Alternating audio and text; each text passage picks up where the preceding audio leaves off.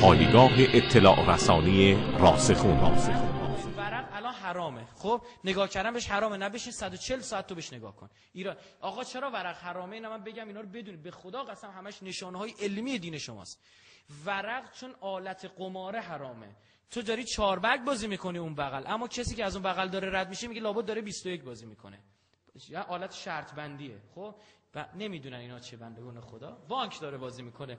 خب به خاطر اینکه فکر میکنن تو داری قمار رو اشاعه میدی، اشاعه گناه خودش گناه کبیره است. به خاطر همون گفته. یعنی اگه یه روزی مراجع ما به این نتیجه برسن که خیر، لابد چی حکم میدن؟ مثل شطرنج که حکمشو برگردوندن. درسته؟ فقه پویاست. اینجوری فکر نکنید. یعنی آدمای نشستن اونجا دارن فکر میکنن که خدا وکیلی، شما نگاه میکنی به کم میاری. حالا برای توضیح میدم چطور. ورقو بگم چرا حرامه، اینو باید بدونید. آقا ما 6 نوع حالت شرطی سازی داریم.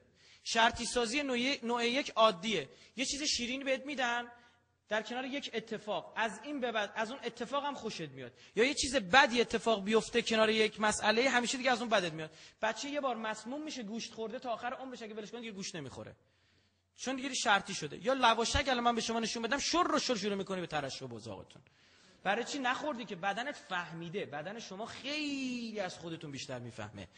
این متوجهه که هر دفعه یه چیزی رو میخوره باید زیاد از بزاق استفاده کنه، فلذا از قبل خودش رو آماده میکنه. بچه رو میبری یه جا بوی الکل میاد، میترسه، کپ میکنه، میگه چی؟ میگه بو بیمارستان میاد. میدونه هر موقع این بو رو شنیده پدرش در اومده. اینا متوجه. ببین شرطی سازی اینجوریه که اون عامل شرطی شدن تکرار که میشه، اون شرطی میشه. ببین تو هر موقع غذا میدی اینجوری میریزی جلو جوجه دیگه. خب غذا نده، دستتو اینجوری کن، میدوی میاد. فهمیده؟ این یعنی غذا. اما شرطی سازی نوع ششم، من دوم سوم چهارم پنجم نگفتم، شرطی سازی نوع ششم بدترین نوع شرطی سازی است که آنطور که بنده از آیات و قرآن و استنباط کردم و از روایات و احکام دینی حرام محضه. چطور؟ این که طرف بدون قانون شرطی میشه. کبوتری رو اینجوری بهش دونه ندادن، ببین چیکار میکرد؟ بهش یاد داده بودن که اگر تو رنگ نارنجی دیدی یه دونه نوک بزن به دکمه، یه دونه گندم جایزه بگیر. اینا برای امداد و نجات استفاده میکنن. زیر هلیکوپترها رنگ نارنجی جلیقه‌های نجات رو تشخیص میداد. خدمت شما عرض بکنم که اون دکمه هم آژیر خطری بود، تو هلیکوپتر میزد، صداش در میاد، خلبان میفهمی دور و بر یه ویکتیم، یه قربانی داره. آقا اومدن اینو بدون قانون شرطی کردن. یه بار نوک میزد 1 کیلو گندم میریختن. یه بار نوک میزد یکی میزدن تخت کلش. 2 بار نوک میزد هیچ چی نمیریختن. 15 بار نوک میزد یه دونه گندم میریختن. نتونست کبوتر قانونش کشف کنه. چه برای سرش اومد؟ تا آخر عمرش نوک میزد به دکمه تا مرد. شما توی قمار شرطی سازی نوع ششم میشی، خبر نداری، داره پدرت در میاد. قانون نداره بردت. یه بار بازی میکنی میبری، 3 بار میبازی، 4 بار میبری، فلذا بی نهایت بار میل داری این کار رو انجام بدی. قماربازا برید بپرسید از باباهاتون قبل انقلاب کار به جای میرسید؟ نه، یعنی اون زمان بود قبل، نه که باباهاتون قمارباز باشه، خدای نکرده.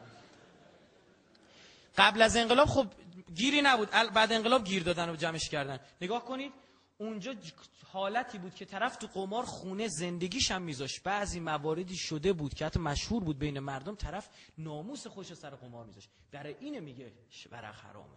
خیلی عجیبه. بعضی از این بازی‌های گوشی عین قماره، فرقی نداره، چون شما رو پدر مغزتون رو در میاره. قانون نداره برای بردت، چون شانسیه. یه بار میبری، 6 بار میبازی، 3 بار میبری، بی نهایت بار دوست داری این بازی رو انجام بدی، دست خودت نیستش. ببینید چقدر به روز این دین باید اینا وظیفه شماهاست. بچه روانشناسی باید اینا رو از قرآن بیرون بکشن. بچهای مدیریت، بخش مدیریتی قرآن بیرون